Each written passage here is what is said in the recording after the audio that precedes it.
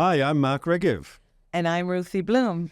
And we're here today for another episode of Israel Undiplomatic. And if you like our program, please, press the button on your screen, say you like us, and also go to all the other great material on jns.org. Ruthie, you were telling me before this broadcast that you were worried about some of the things going on in this country. Maybe you could share those worries with our audience. You know, that's typical of you, Mark, to say worry. Actually, what I said is I'm angry, fuming about what's going on in this country, what has been in the last week in particular.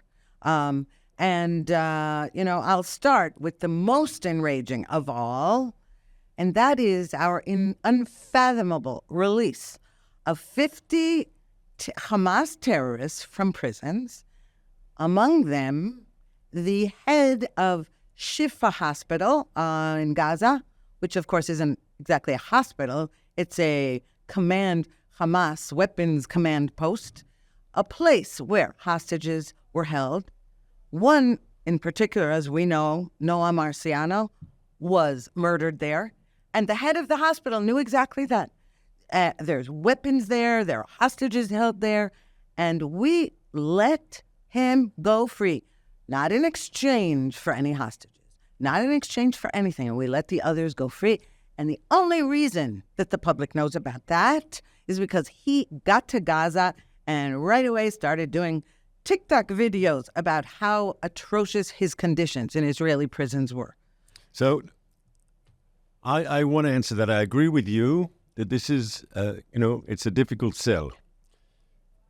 But there is a problem, and it's been discussed widely in Israeli media, that because we've captured so many people, so many terrorists are being held by Israel in custody, there's no space. And therefore we have to prioritize. And people who've already been in prison for quite some time have been interrogated continuously by the Shin Bet, and we've got all the information we need about them, that they are lower priority than people who've just been arrested, and we still need to find out everything that they know. And so I would say to you, Ruthie, okay, it's not good, but maybe it represents a larger picture, which is ultimately very positive, that we've actually captured and killed hundreds, if not thousands, of these Hamas terrorists. The chief of staff of the military said in the Rafah operation alone, we killed 900 terrorists. That's a good thing, right? Not enough. It may be a good thing. It is a good thing, not maybe. But let me put it this way. If it is true that, America's pressuring us and the hostage families are pressuring us and everybody is pressuring us to make a deal with those monsters in Gaza to release the hostages, and that's the only reason I would even be willing to consider a deal with Sinwar of any kind.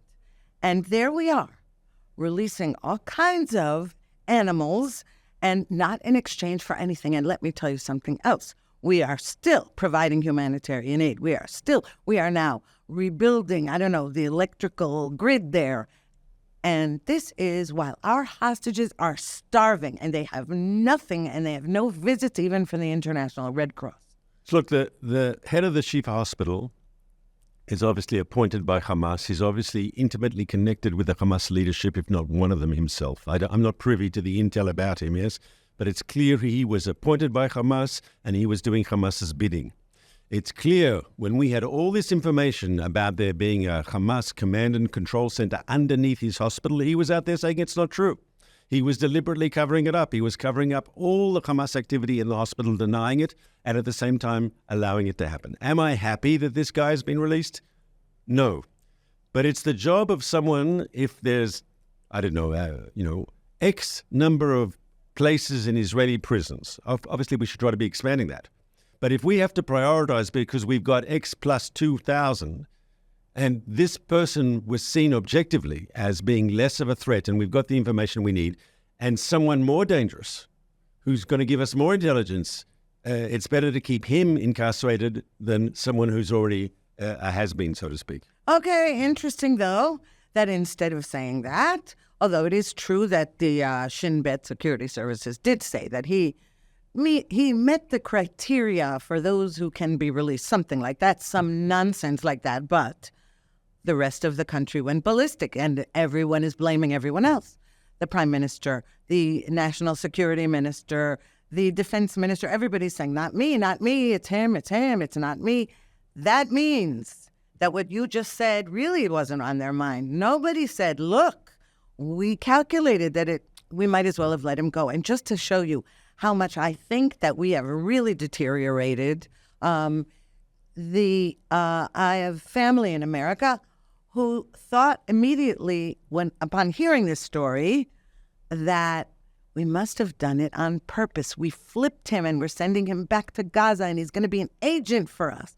And so maybe that's true. Maybe he will be an agent. Well, at first I thought, well, maybe, but it was really giving Israel credit for being the old Israel, not the new woke, let's copy America, Israel in uniform. And this is one, and it is driving me crazy because we cannot win a war with a woke set of security service chiefs. So I think overcrowding in prisons because we've captured thousands of terrorists. First of all, it's good we're capturing them. I don't think that's woke. I think to capture terrorists, to kill them, to capture them is a good thing. Ultimately, we've got to win this war against Hamas. I believe we will win this war against Hamas. But the fact that there's overcrowding in Israeli prisons, and it probably takes time to make more prison space, yes? So that you have to prioritize. Once again, you could see this as a sign of our success. No, you know why? Because our Attorney General said that the overcrowding is inhumane and started checking the menu of those monsters.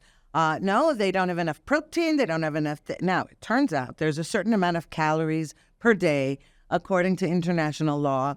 We abide by that. Not that I care, since our hostages are being starved to death, that I really don't have any pity. I don't care if we're starving those terrorists. But our own Attorney General is acting like she's on the International Criminal Court or something. It's appalling. I want to say something here. Okay, go ahead. And I think despite your anger, which I understand, I think you, like me, understand that Israel is a democratic country. Israel is a country where there's a rule of law, and that if we are committed to certain international standards, we will meet those standards. And that's the difference between us and the terrorists. They deliberately target women and children. They deliberately target civilians. They're guilty of the most heinous crimes against humanity. That doesn't mean that we descend to their level, that we do the same thing they do. We have to win this war. And we have to win this war militarily and keep our values at the same time. Okay, I don't think our values are in danger.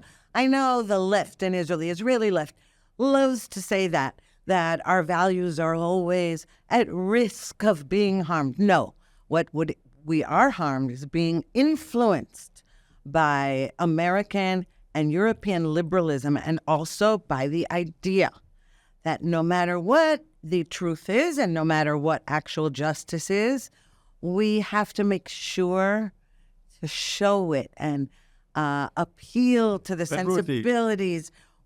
But Ruthie, I'm going to ask you a tough question, right? You just now said you're attacking American liberalism. Yeah. Yeah. But you have voted with your feet to live in Israel's most liberal city, right? You call yourself the right-wing bohemian, yes? Yeah. So what is going on? You actually might not admit it, but you embrace a lot of these liberal pluralistic values. All of them. This is not what I call liberal values. Excuse me, appeasing an enemy, in my opinion, is not a liberal value, and it never was. And when I grew up in New York City, in a very dangerous neighborhood, I never agreed with the liberals who said, no, you have to understand, the criminals, you have to let them out because actually they had difficult childhoods. No, I don't consider that a liberal value. I consider a liberal value that one protects his own person, his own family, his own country, his own, ethnic group before protecting someone who is bent on killing him. I did not consider that a liberal value. And Tel Aviv is, I think I love living in Tel Aviv because it's free and open, and that has nothing to do with this. And if somebody, Jew, Arab, anybody else, were to do something to me, to aggress against me in some way, it would be my duty to fight back in any way I could. Now, in this particular case, we're in the middle of a war. And we keep saying, we're about to win it, we're about to win it. We don't have all the hostages back. We are and crowding in prisons. I don't care. You know what? Let them be crowded. And maybe next time they won't commit atrocities that are the worst since the Holocaust. Maybe look, I'm in favor of crowding in prisons too if there's no choice. But obviously there's a level where it becomes impossible to put more people in, and I think that's where we are. So let's build another structure. So that takes time, apparently. Apparently it doesn't take time when you have, where there's a will, there's a way. You can build tents, I don't know. We had encampments in the beginning in the early days of the state, before technology. There were encampments built for new immigrants, Jewish immigrants. The Mabarot. And how long did that take to build? Not long. Yeah. And honestly, I don't care about them. I don't care about those people. Those people aggressed against us.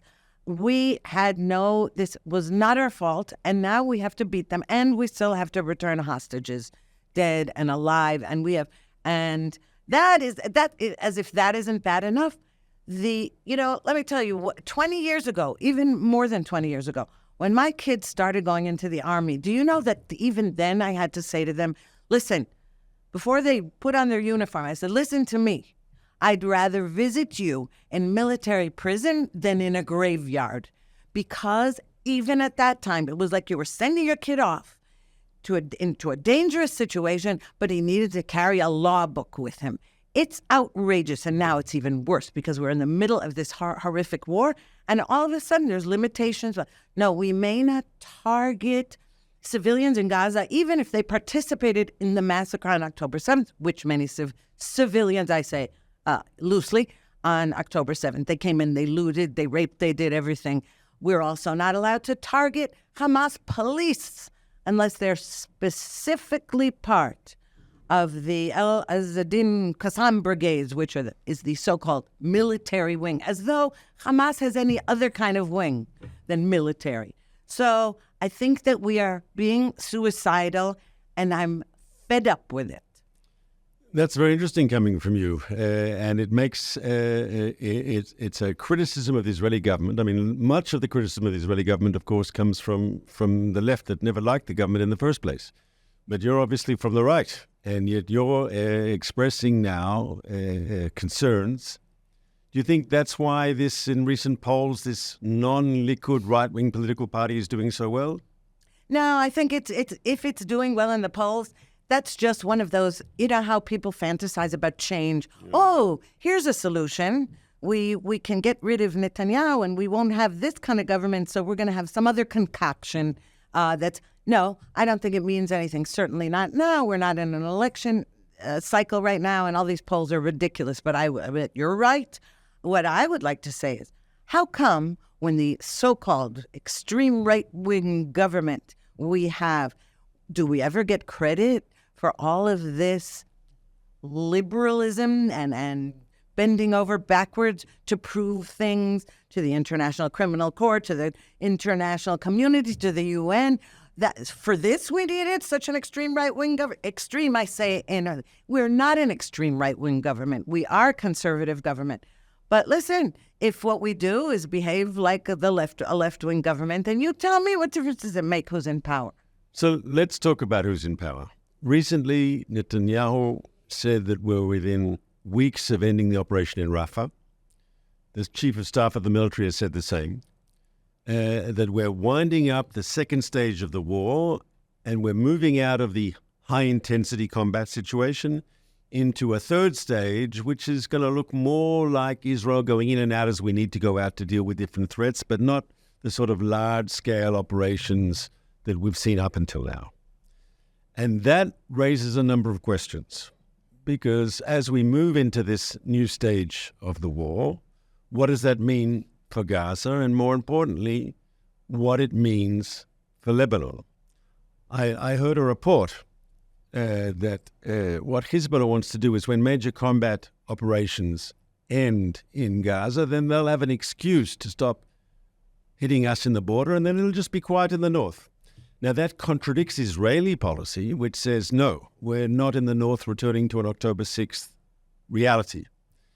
And the Americans say they're pushing very much for some sort of diplomatic solution in South Lebanon, which will see Hezbollah move back from the border so Israel can have the confidence to ask people to return to our border communities.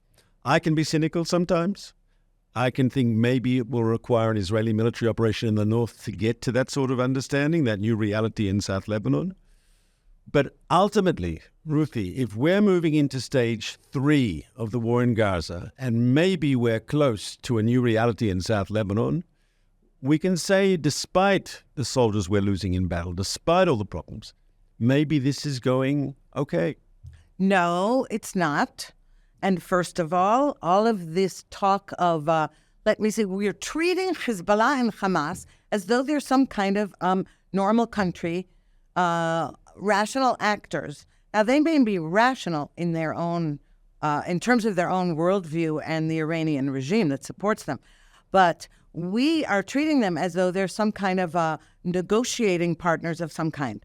They're not. And the last thing... Hang on, Ruthie, I'm going to jump in. Okay. You said before you'd hope to see all the hostages released. You know that can only be done in a deal. You talked yourself about a trade of hostages. We are talking to them, maybe indirectly, no, but we are. said it's the only way I would agree to any type of deal is if we get hostages. Otherwise, no. To end the war, no. But they are a negotiating partner there. That's the sad truth, no?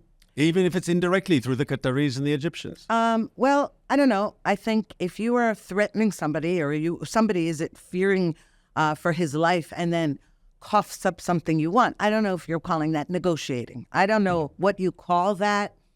And I don't know if it's going to succeed. But one thing we know is in Lebanon also, do you really think some other bullshit piece of paper like we had in 2006, Resolution 1701, that did nothing because the West just absconded as soon as they saw the first, Hezbollah terrorists amassing a few rockets. So no Israeli is going to be able to move back to his home. Stop. First of all, I agree with you that a piece of paper from the UN isn't going to bring Israelis back, right? To the north, to their homes. And as you know and I know, there are tens of thousands, if not hundreds of thousands of internally displaced Israelis who can't go to their homes because where they live has become a combat zone, right? Right. And I think that's very important. But you said if there's an agreement diplomatically that Hezbollah moves back from the border, okay?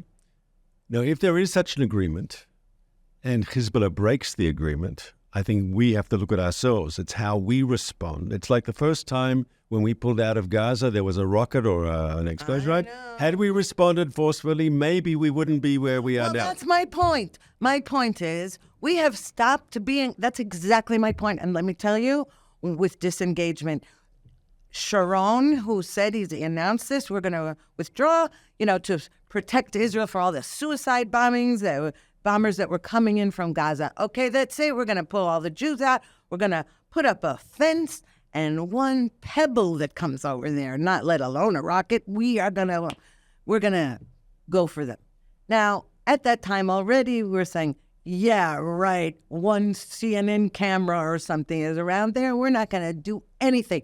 And that's what You don't know, but isn't that one of the lessons of October 7th that we've learned from our mistakes? That Clearly we've learned. We haven't. No, but if there is a situation where there is understandings reached, yeah, whether through a military operation or through diplomacy or a combination of them both, there's a new reality in South Lebanon that we say, okay, we can live with this.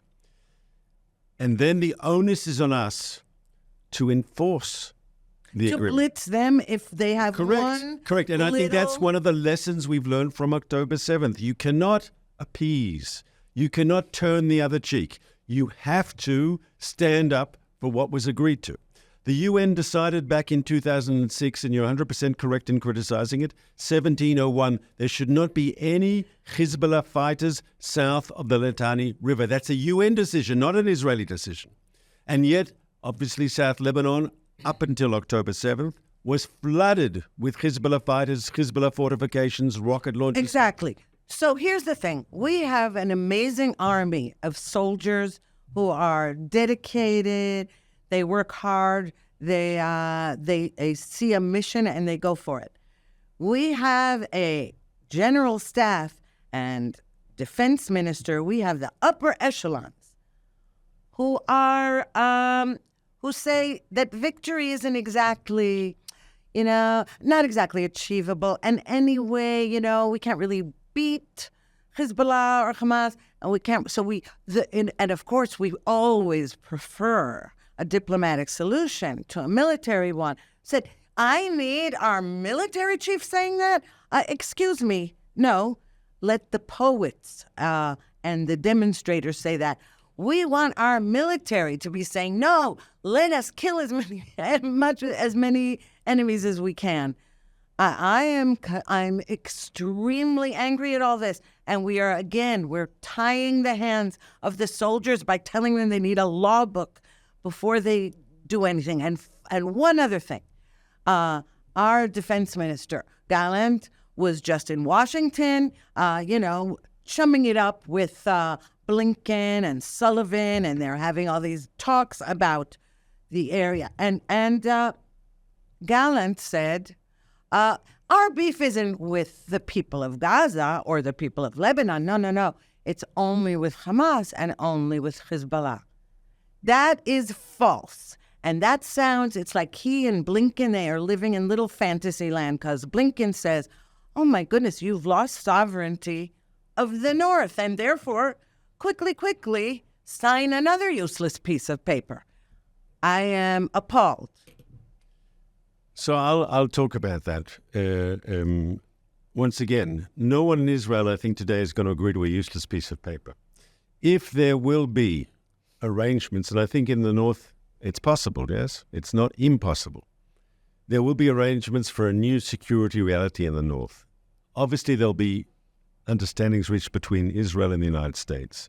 And parts of those understandings have to be, if there is a violation on the Hezbollah side, if they move forces to a line south of where they're supposed to be, then we reserve the right to act, and then we have to follow through and exactly. act. Reserving the right is really irrelevant at this point. But I want to say something. We have to shoot. Yeah, I agree. I agree. We have to, when we draw a line in the sand, we have to defend that line.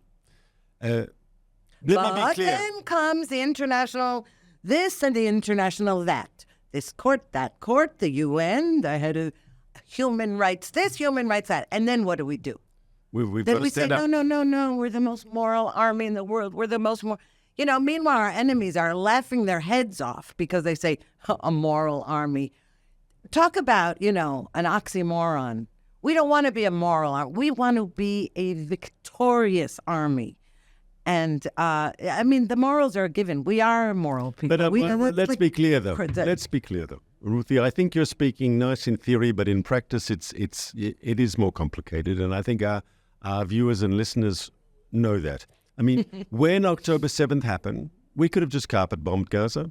We didn't have to risk a single soldier going in. We could have just bombed the place to kingdom come. If we hadn't had hostages in there, yeah. I would have suggested I was supported it. The only reason I didn't support it was because of that. We didn't want to carpet bomb the hostages. You had no concern whatsoever about the civilian population? No. Even the children? The children, there were 8-year-old children holding RPGs at soldiers. There were 80-year-old men coming into Gaza on October 7th, stealing, looting. There were women, children. No. And they voted for Hamas, and they support Hamas, and they do in Judea and Samaria as well. Sorry. No, I would not have cared.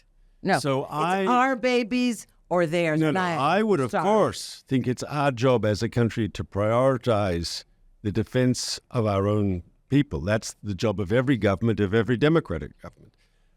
But let me say clearly, I think that we also have to keep our values and our morals. And I'll say something to you. There is like 2 million people in Gaza, civilians, okay? Many of them voted for Hamas, many support Hamas, I agree. But of those 2 million people, there's, 1 million people under the age of 18. Of them, 500,000 people under the age of 12. I don't know, I'm estimating. But the idea of deliberately killing children, right? If people are killed, unfortunately, in crossfire, it wasn't your intention. That happens in all wars. I don't want it to happen, but it happens. But you're saying to me to go in there, and I think most of the Israeli public is not with you on that issue. I think we do make a distinction. We are not Hamas. We are not Hezbollah. We hold ourselves to a different standard. And the dilemmas we have, which we're discussing in this thing, the dilemmas that other democratic countries have had in similar situations. And I think it's good that we live in a country where there are, you can say they're annoying, yes, but there are checks and balances, that there are, that we have these discussions and these debates. I think that's what makes Israel Israel. But we haven't violated international law. The point is, we don't violate it, and we're accused of violating it. And by the way, when I said yes, I wouldn't have minded carpet bombing Gaza, I meant it. But the reason I meant it was, if our aim was, okay, that's it. We now have to kill Sinwar. We have to kill the heads of the snake first. And when you begin the bombing, then you see that some might surrender. We saw Hamas terrorists surrendering. By the way, all of the ones who claimed that they had no food coming out there with their pot bellies, from the tunnels, that we were giving them. No, that Hamas is a very difficult enemy in that they don't give a hoot about the civilian population, right? And that they were hoarding all the food for themselves. Right. And they still are. And they have no trouble killing anybody who touches the food. Correct. And of course, they're a brutal, terrible, horrific enemy. And, and once again, most people, when we say that, we talk about how they treat Jews, yes? But that's the way they treat their own people, right? It's terrible. Exactly. But once again, I think the fact that we are not them, we don't want to behave like them. We have to win the war. We have to be clever. We have to be smart. We have to use tools that will be effective in winning the war. And I think we can do that and at the same time find the right balance, as other democratic countries do, in showing that we're not at the same level as they are. Okay, so first of all, I just want to say, I'm sick and tired of us caring what we're showing. We need to do the right thing and believe in it. And now people have said to me, well, but you're dependent on American weapons. Well, we see that they've withheld weapons. We've seen how America has been treating us, saying we've got your back while stabbing us in it. No. I think that's a bit over the top. I knew you'd think it was over the top. To say the Americans, look, we've had disagreements with the Americans. But to put it mildly. To say that they're stabbing us in the back, I think, Ruthie, is something that is just simply not true. I would remind you, and we've discussed this on this podcast, the great allies of the Second World War, Churchill and Roosevelt fighting Hitler, yes? Did they have huge fights about where the Second Front would be and do we prioritize this or do we do that? Huge arguments. But they were allies. No one would say America was stabbing Britain in the back because they didn't agree with everything that the British government said. I think we have to recognize that America is our best friend in the world, that we have to stand up for what we believe in. We don't have to, the Americans say jump and we say how high? Of course not. Yes, we have our own interests. We have to have discussions. But the idea of having a healthy relationship as best as possible with the Americans, I would argue that's crucial for Israeli national security. And to say they're stabbing us in the back, I think that's the sort of thing that Sinwar wants to hear, Ruthie. Oh, really?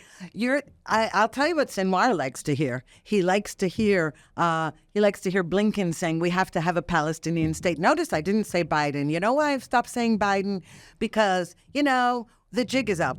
Okay, Biden isn't running things. Biden, we all saw it, the debate, etc. Even the Democrats admit it. So forget about Biden. I would also like to say it's very important, and I recommend to everybody to read Jonathan, our editor-in-chief, Jonathan Tobin's column on this very issue, that it doesn't really matter. Forget about Biden, not Biden. The policies are what we care about, okay? Even if Biden were of totally sound mind, it's really irrelevant. And you think Sinwar isn't sitting there laughing at it, at the fact that the idea is yes, yes, yes, and Palestinian statehood.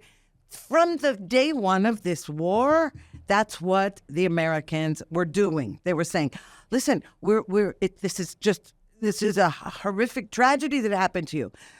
And you have to go to war, you have the right to defend yourself, but don't kill anybody. When Sinwar took that decision to attack, to kill, to murder, to massacre, to behead, to rape, all that on October 7th, right? So a lot of people say it was because of the Saudi deal, that he wanted to stop that. He's against peace with the Arab countries, okay? Other people say he saw the polarization in Israeli society, and not being a Democrat, small d, himself, he sort of saw Israeli society falling apart. He didn't understand that we can argue hugely between ourselves, but when attacked, we will unite and fight back as we have. Okay, right. And finally, did he think maybe Israel didn't have America's back?